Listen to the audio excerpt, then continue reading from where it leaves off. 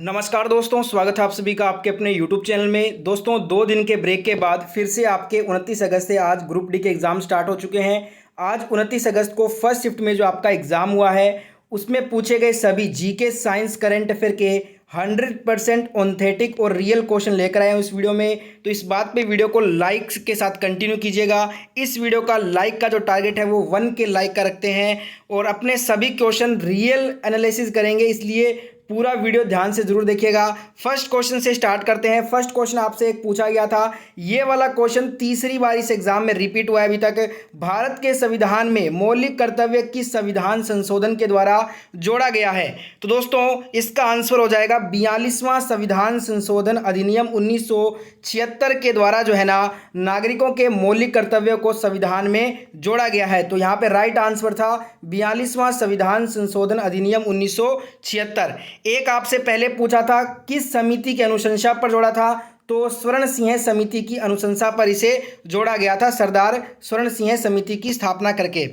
Next question आपसे पूछा गया, बायोलॉजी का क्वेश्चन था, शरीर में किस हार्मोन की कमी से मधुमेह नामक रोग होता है? डायबिटीज डिजीज से पूछा गया था। तो ये बहुत ही कॉमन और आसान क्वेश्चन है, बहुत बार एग्जाम में आया है पहले। इंसुलिन की कमी से जो है ना मधुमेह रोग होता है। देखिए मधुमेह तब होता है जब अग्नाशय पेट के पीछे की एक ग्रंथि हार्मोन इंसुलिन का पर्याप्त उत्पादन नहीं करता है या फिर शरीर इंसुलिन का सही उपयोग नहीं कर सकता है। इंसुलिन शर्करा को रक्त प्रवाह से कोशिकाओं में ले जाने में मदद करता है। तो यहाँ पे इंसुलिन आपका राइट आंसर होगा इस क्वेश्चन का। एक क्वेश्चन आया था, निम्नलिखित में से कौन सी नदी महाबलेश्वर से निकलती है? नदियों से लगातार आपको बोल रहा हूँ क्वेश्चंस आ रहे हैं। कल रात वाली इंपॉर्टेंट वीडियो में मैंने नदियों के काफ़ी क्वेश्चन करवाए थे आपको। देखिए दोस्तों महाबलेश्वर से पूछा है कि कौन सी नदी निकलती है, तो कृष्णा नदी आपका राइट आंसर होगा। ये एक प्रायद्वीप नदी है जो महाबलेश्वर के पास एक झरने से निकलती है और लगभग 1400 किलोमीटर तक बहती है और बंगाल की खाड़ी तक पहुंचती है। तुंगभद्रा, कोयना, घाटप्रभा, मूसी और भीम इसकी कुछ सहायक नदियों के नाम हैं। इसके साथ आपको पता होना चाहिए कि महाबलेश्वर को 5 नदियों की भूमि भी कहा जाता है। यहाँ पर वीणा, गायत्री, सावित्री, कोयना और कृष्णा नामक 5 नदियाँ बहती हैं। आज आपसे कृष्णा पूछा है, हो सकता है आने वाले शिफ्टों में इन चारों में से कोई पूछ लिया जाए। नेक्स्ट क्वेश्चन पूछा गया था, वर्मी कंपोस्ट किससे बनता है? स्टूडेंट्स बोल रहा था ऑप्शन में केंचुआ दिया हुआ था और केंचुआ था ना ऑप्शन में, तो वही आपको करेक्ट करना था। नेक्स्ट क्वेश्चन आया था, 31वां जीडी बिरला पुरस्कार किसे मिला है? 31वां जीडी बिरला पुरस्कार की बात करें तो दोस्तों ये नारायण प्रधान को दिया गया है। नारायण प्रधान आपका राइट आंसर होगा। अच्छा लग रहा है वीडियो तो लाइक अवश्य कीजिएगा, 1 के लाइक का टारगेट है, कंप्लीट जरूर कीजिएगा। नेक्स्ट क्वेश्चन है, कैल्शियम हाइड्रोक्साइड के साथ सांद्र सल्फ्यूरिक अम्ल की अभिक्रिया से क्या उत्पाद बनता है? यानी कि आपसे पूछा गया था कैल्शियम हाइड्रोक्साइड, जो कैल्शियम हाइड्रोक्साइड होता है उसके साथ अगर अपने H2SO4 का अभिक्रिया कराएं तो उत्पाद कौन सा बनेगा? तो राइट आंसर होगा कैल्शियम सल्फेट। आप देख सकते हैं H2SO4 के साथ हमने कैल्शियम हाइड्रोक्साइड का अभिक्रिया करवाया, उत्पाद क्या मिला? कैल्शियम सल्फेट और साथ में जल। ठीक है दोस्तों, ऐसे क्वेश्चन ही आपको कल रात वाली वीडियो में मैंने करवाए थे बहुत सारे। नेक्स्ट क्वेश्चन करंट अफेयर का है, मार्च 2022 में स्विस ओपन बैडमिंटन टूर्नामेंट के महिला एकल का खिताब किसने जीता?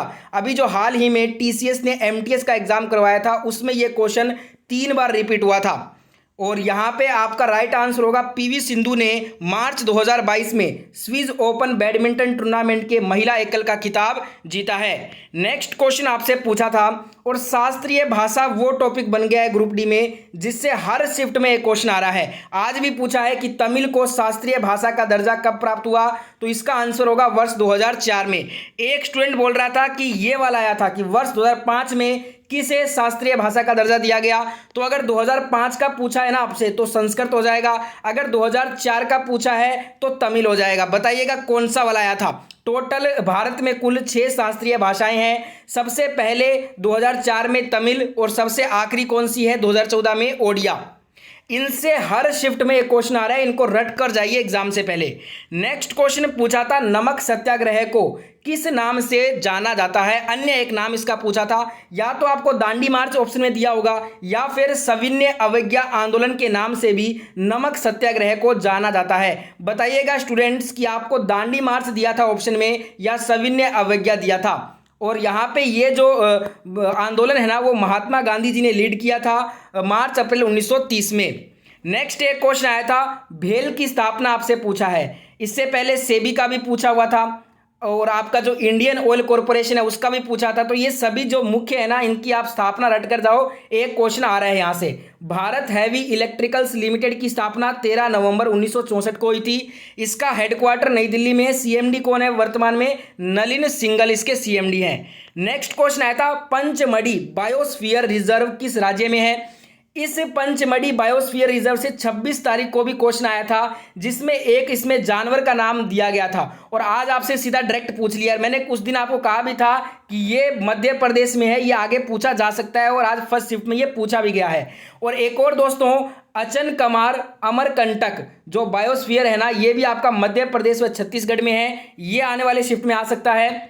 और एक स्टूडेंट बोल रहा था कि गिर राष्ट्रीय उद्यान पूछा है। बताइएगा ये गिर वाला पूछा था या फिर नहीं। अगर पूछा होगा तो इसका उत्तर गुजरात होगा, और गिर राष्ट्रीय उद्यान गुजरात में स्थित है। गिर राष्ट्रीय उद्यान को सासन गिर के नाम से भी जाना जाता है। यह एशियाई शेरों के लिए प्रसिद्ध है। यह गुजरात के जूनागढ़, गिर सोमनाथ और अमरेली जिलों में स्थित है। ये गिर राष्ट्रीय उद्यान वाला आया था या फिर नहीं, बताइएगा। अगर आया था तो ये क्वेश्चन मैंने आपको रात को ही करवाया था, याद कीजिए, कल जो अपने रात को इंपॉर्टेंट क्वेश्चन कवर कर रहे थे। एक क्वेश्चन पूछा था, निम्नलिखित में से कौन सी अंतःस्रावी ग्रंथि नहीं है ये पूछा गया था। तो देखिए, पीनियल है, पिट्यूटरी भी होती है, थायराइड भी होती है, जो पेनक्रियाज अग्नाशय है वो भी एक अंतःस्रावी है। अंतःस्रावी बहिस्रावी दोनों ही है ये तो। और बात करें एड्रेनल ग्लैंड, ये भी होता है। ओवरी और आपका टेस्टिस, ये सभी क्या हैं? अंतःस्रावी ग्रंथियों के एग्जाम्पल हैं। इनके अलावा इनको छोड़ के जो भी आज ऑप्शन में दिया था ना, वो आपको करेक्ट करना था, क्योंकि ये सभी क्या हैं? अंतःस्रावी ग्रंथियां हैं। एक क्वेश्चन आया था, ओलंपिक 2021 में भारत की किस टीम ने पदक जीता था? तो आपको पता होगा, पदक जीता था भारतीय हॉकी टीम ने। कौन सा पदक? Bronze medal. जर्मनी को हराकर भारत ने रजत पदक जीता था। ठीक है, यहाँ पे ध्यान रखिएगा। नेक्स्ट क्वेश्चन देखिए, किसी देश की राष्ट्रीय स्तर प्रति व्यक्ति आय किस पर निर्भर करती है? तो ये वाला क्वेश्चन आज पूछा गया है। किसी भी देश की राष्ट्रीय स्तर पर जो प्रति व्यक्ति आय है ना, वो राष्ट्रीय आय व जनसंख्या पर निर्भर करती है। कैसे निकालेंगे इसको?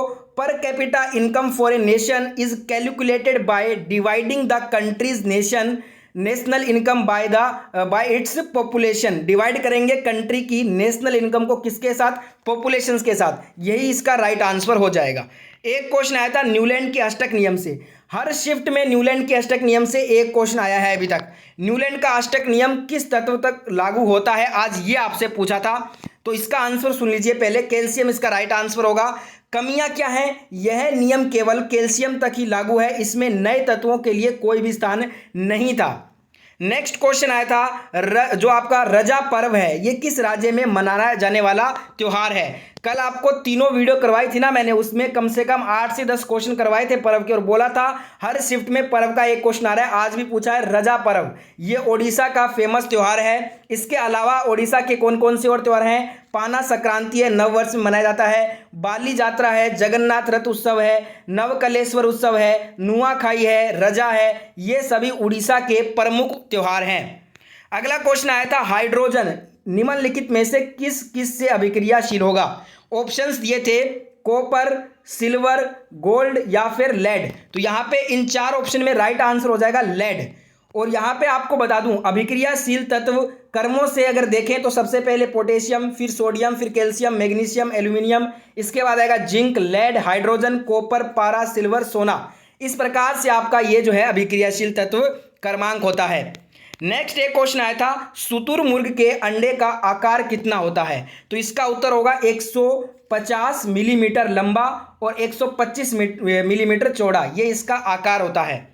नेक्स्ट एक क्वेश्चन था न्यूमेरिकल क्वेश्चन। कल अपने ने ऐसे बहुत क्वेश्चन भी किए थे। 200 वाट के बल्ब में विभवांतर 220 वोल्ट है, तो बहने वाली धारा क्या होगी? P बराबर V इंटू आई होता है। और हमें क्या निकालना है आई, तो आई बराबर क्या कर लेंगे हम P/V कर लेंगे। तो यहाँ पे P दिया है 200/20, 200/220 हो जाएगा, तो आंसर आएगा 0.91 एम्पियर। ऐसे सवाल आ रहे हैं न्यूमेरिकल के सिंपल क्वेश्चन।